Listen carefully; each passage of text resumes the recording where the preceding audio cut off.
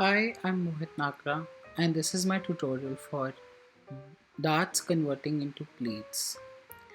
For the block measurements, you can follow basic bodice measurement, and you can start with the same blocking procedure which I'm not showing you over here, but you can also check my link for the basic bodice.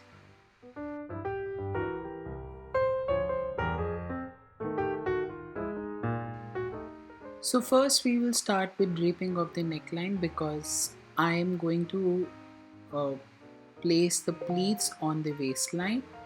So how we do a dart manipulation, we will the same way we are going to drape the entire excess towards the waist so that we get an excess towards the waist, which we are going to further divide into various pleats.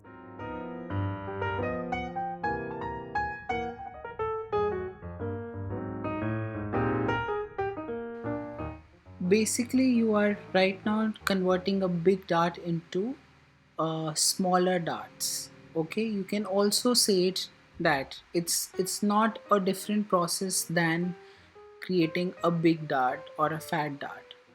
Okay, you can slash the waist for a better waist curve. Okay, and then chop off the rough excess of the fabric if you feel that your excess is too much. Okay, and then how we take the cross mark over the dart, the same way we are going to take four cross marks for the pleats because my number of pleats are four in number, and then take the dotted mark along the entire bodice, shoulder, armhole, neckline, etc. Okay, and then you remove the pin, and then you're gonna pleat the pin away from the body of the dress form. So initially we have pleated the fabric and we have pinned it on the dress form to secure the pleats. But once we have achieved the cross marks, we are going to pleat them away from the body so that we can remove as it is from the dress form to so that we can true it easily.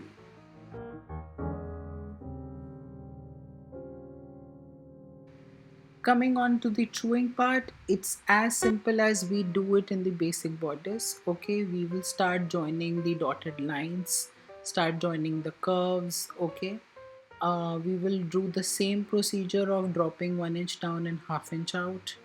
Okay, drape the armhole, um, then take the seam allowances like the way I'm doing, and then the main part of truing the pleats. Okay, we are going to run over a tracing wheel on top of it so that we get impression under the pleats like the way we do it in the darts. So basically, like I said, that we need to treat these pleats as mini darts. Okay, and we are going to take the cross marks. If you are making these pleats as tucks, you need to make them fuller darts, fuller by taking the vanishing points and constructing them as darts wherever it goes. But since they are pleats, I'm not going to draw the entire shape of the pleat. Alright, chop off the seam allowance and then pin it back over here, and you will get and you put it on the dress form so that you can see the hang of the test fit.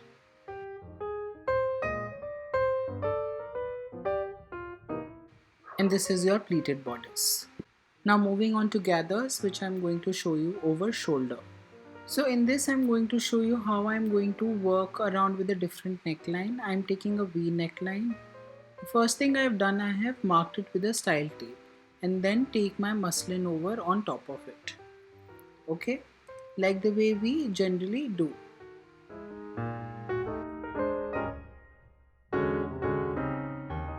Starting the neckline. Okay, though it's a V neckline, but we are still going to first shape it very close to the neckline so that we get a smoother base and it's not sagging over the neckline. And then we are going to slowly take my excess from the bottom because we are making gathers over shoulder.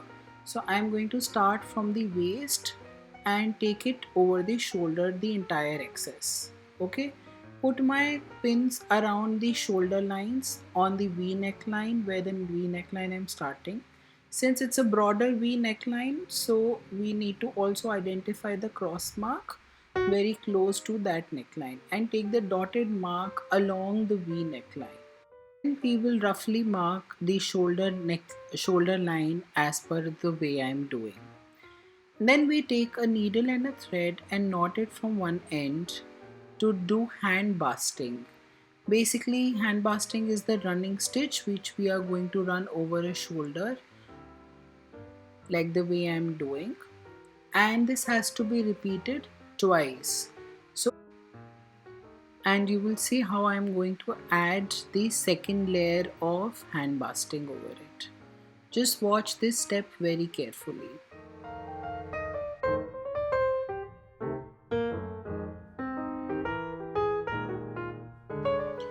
Now the first layer of hand basting is done, as you can see.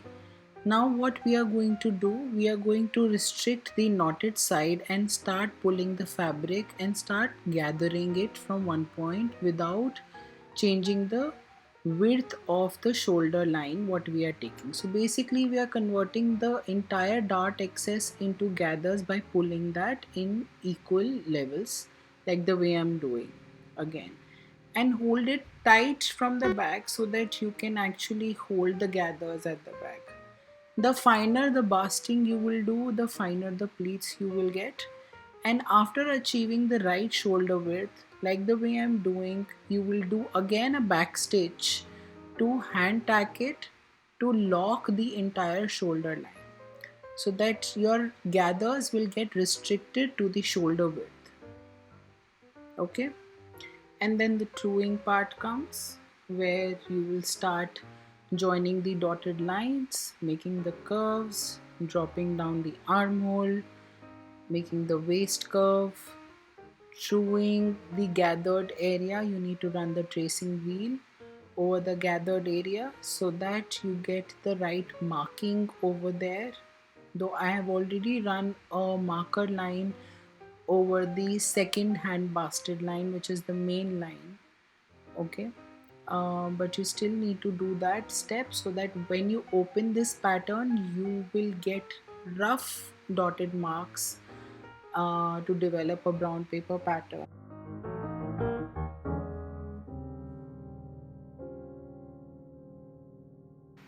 Chop it off from the seam allowances so that you get the entire shape.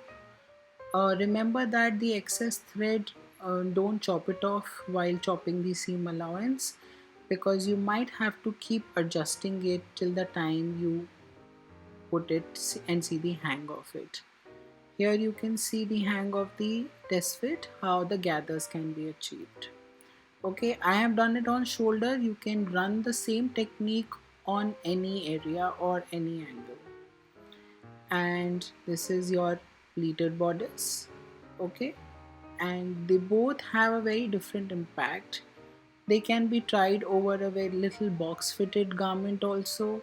They can have like little boxy and yet have pleats also. So you need to come up with ideas on your own which will actually create a usage of pleats or gathers in a much more creative way. Thank you.